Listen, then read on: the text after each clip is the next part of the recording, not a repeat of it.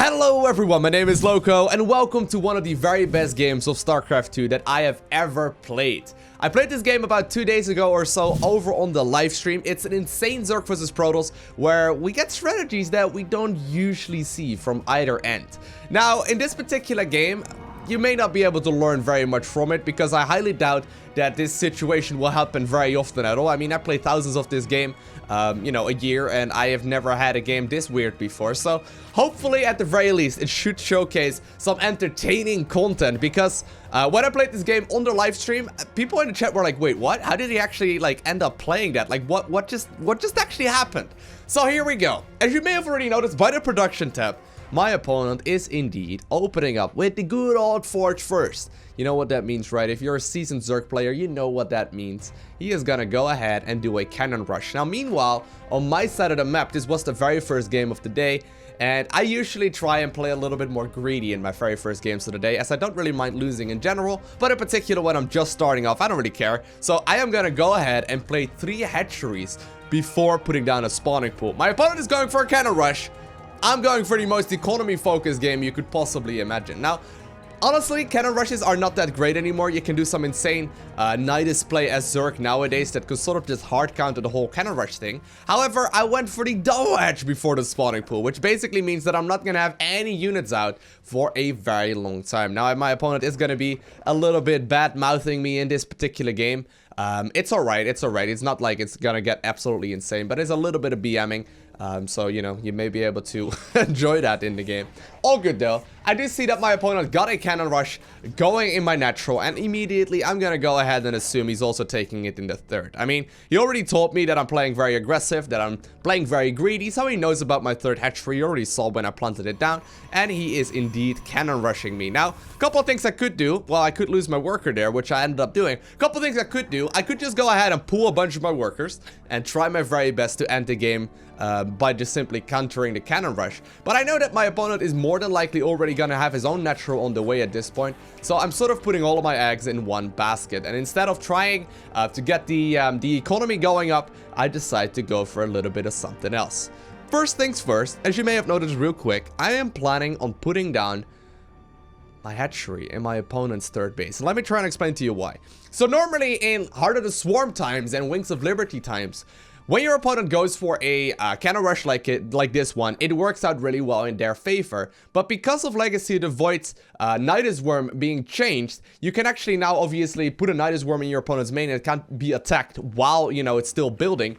I decided that I wanted to go for a Nidus Worm, but the only thing that is really scary in that situation is the Mothership Core Photon Overcharge.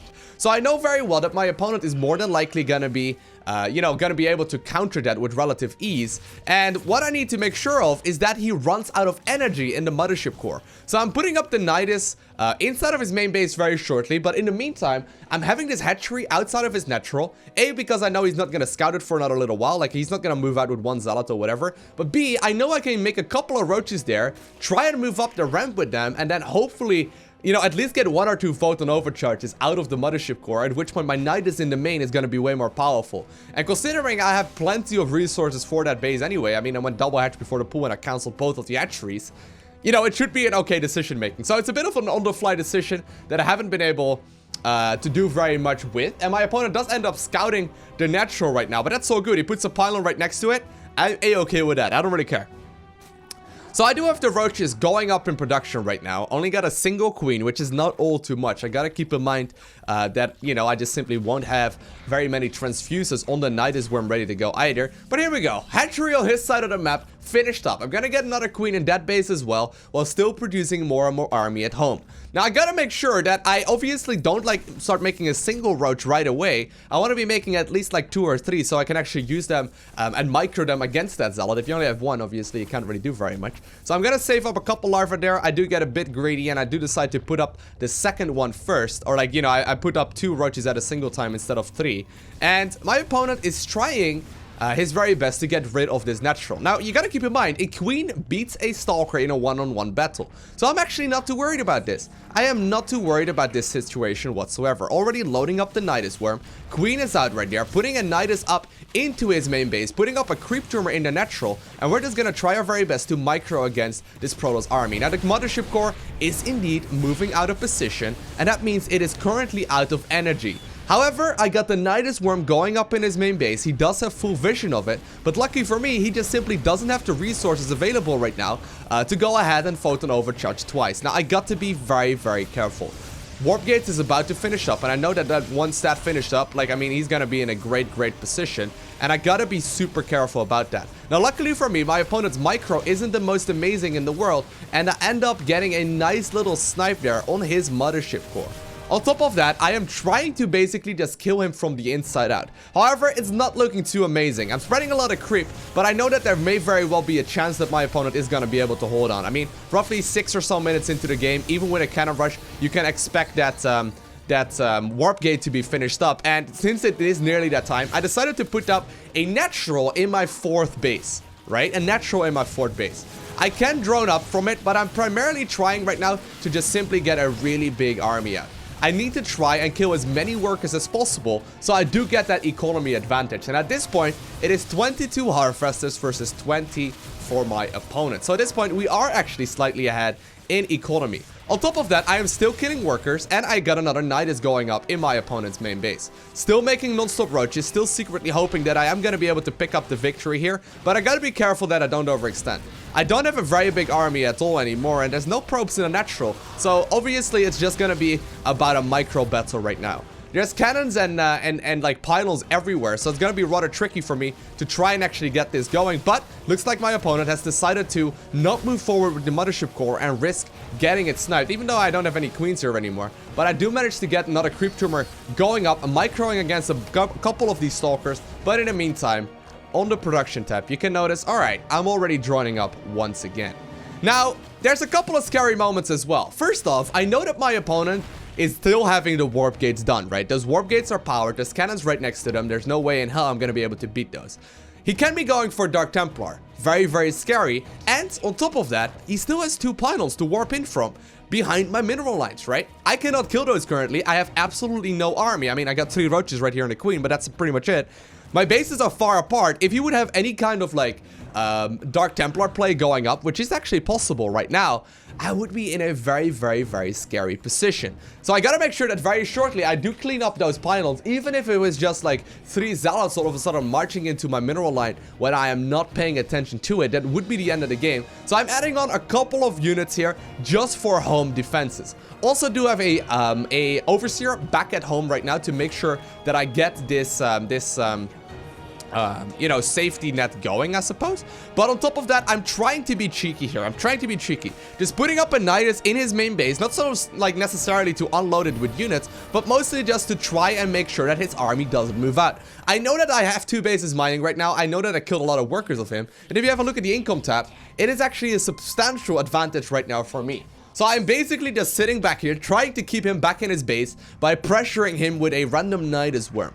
Now, obviously, if it does turn out to be, you know, a successful Nidus, I can still pop out some units as well, which is the reason why I did put a couple of units in there. But I'm a little worried right now. I've lost many games from this position as well. But here we go. I finally do, you know, start cleaning up these pylons right here, as well as the cannons, obviously, which means that, you know, there's a big chance I could actually be supply blocking my opponent, where you can see in this particular case, my opponent got plenty of pylons that he can use to warp in from. But most importantly, I don't actually have to worry about like potential run-bys with a bunch of zealots anymore, you know? So I'm basically just making sure that I clean up most of these defenses, and at this point I'm not exactly sure what I should go ahead and do.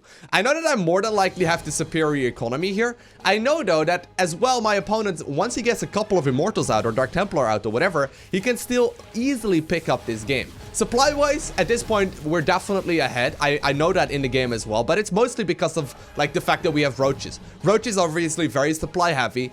They're not a very good, like, measure of the amount of, like, army you actually have. I mean, army value-wise, we do actually have a pretty big lead as well, but obviously at the time in the game, I don't really know that. But 70 supply can look very deceiving. Like, I've lost games where it's like 30 versus 50, or like 70 versus 50 supply all the time. Once again, though, gonna go for the Nidus here in the main base. But this time around, I do decide to pop out with a couple of these units. Now, I'm not completely sure if this was a good decision. I know my army is definitely gonna be bigger than his. But there is a Mothership Core on top of this army, and I'm trying to deal with as much of this as possible. I'm losing a lot of supply here, and I think in the end, I probably should not have made this decision. However, the scary thing about Protoss is once they get big armies together, they can start beating yours. If they are relatively small armies, they're not going to be able to achieve very much unless they decide to bring the Mothership Core. And if he decides to bring the Mothership Core, obviously I'm just simply going to decide myself to just counterattack with the Nidus. So as long as I keep his army small, there's not a very big chance that my opponent is going to be able to move out across the map. But obviously also at the same time, I got to make sure that I deal with my opponent's army efficiently. If I'm, trading randomly, it's obviously not gonna be a very good situation for us whatsoever. So supply-wise, he's starting to catch back up. Economy-wise, we are actually fallen behind right now as well. But I know he doesn't have a third base, and I personally do have a third base. On top of that, he is not mining anymore from his bases, and his main base is about to start running out as well. I got a lot of army left over in his base as well, just trying to kill as many of these probes as I possibly can.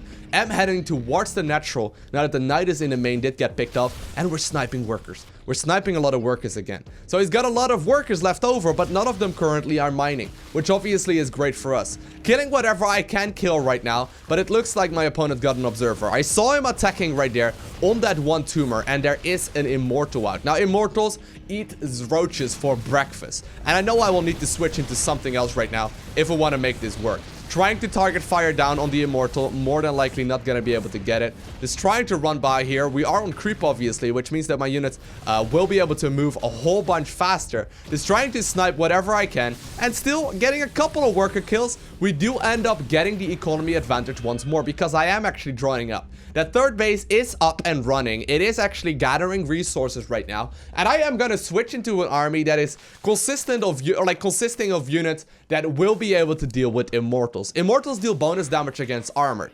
Units that aren't armored for Zerg are, for example, Hydras, for example, Ravagers, and for example, Zerglings, right? So I know that I will not really want to have an army anymore at this point in the game that is mainly containing roaches. Now, I still have to be careful though. My opponent has a bunch of warp gates up. He's got a couple of immortals. If he randomly starts moving around the map with like 2 or 3 immortals, he can still end the game. Even though, once again, supply-wise, I know that I'm more than likely ahead. Economy-wise, I know he's gonna start running out his bases very shortly. But I know that I am definitely still not out of the waters just yet. Now I'm gonna start making army again. Now that I've got 3 base saturation and a whole bunch of gases going up, I am gonna start non-stop army once more. Now, it looks like my opponent is desperately trying to snipe down the Overseer here. I do have my bases all covered with a single Spore Crawler as well, just in case of Dark Templar. And I'm just making non-stop army at this point. And I think at this point that we are in a very, very solid, dominating fashion. Or like a very, dominating lead. Now, I don't want to move out too early. Obviously, a couple of force fields can cost me the game. I know that he's got the robotics facility up, and the robotics bay obviously can be a risk as well, but I do decide to move out, and the reason for that in the game is because I know that he just cleaned up the third base. I know he just, may be able to transition out of this, and at the most he's not gonna have very much anyway. Like, there's a couple of immortals, there's a couple of like photon overcharges available, but I know that I more than likely will have had the economy advantage for quite some time right now, and I'm more than likely will be able to, at the very least, get a cancel on his third base. If I get that, it's game over. That's quits. He doesn't have any mining going on in his main base anymore. Natural is definitely about to start mining out as well. I'm a little worried for like for example, disruptors, but at this point I know that I have a very big army in comparison with my opponent, and while I definitely don't have a huge army, and I definitely could still be losing this battle after triggering the barrier ability and the photon overcharge running out, we do end up gathering a bigger army. And my opponent, while he was talking trash for the early part of the game after going for a double cannon rush, decides to not GG out. So I hope you guys enjoyed watching this crazy Zerg vs Protoss. I had a blast playing it. I couldn't believe myself when I actually ended up winning this one, especially on the stream. I was like, wait, what just happened? Like, I went for triple hedge before a spawning pool. My opponent went for a double cannon rush, and we managed to somehow, some way, squeeze out a victory. Definitely enjoyed playing this one. So I hope you enjoyed watching it as well. Let me know if you would like to see more crazy games like this one down below the like button in the comment section of the video. And if you do want to see more, make sure you hit that subscribe button so you get a notification as soon as I do upload them. I want to thank you all for watching. Have an amazing day, alright? Do not forget to smile. And I'll see you in the next one.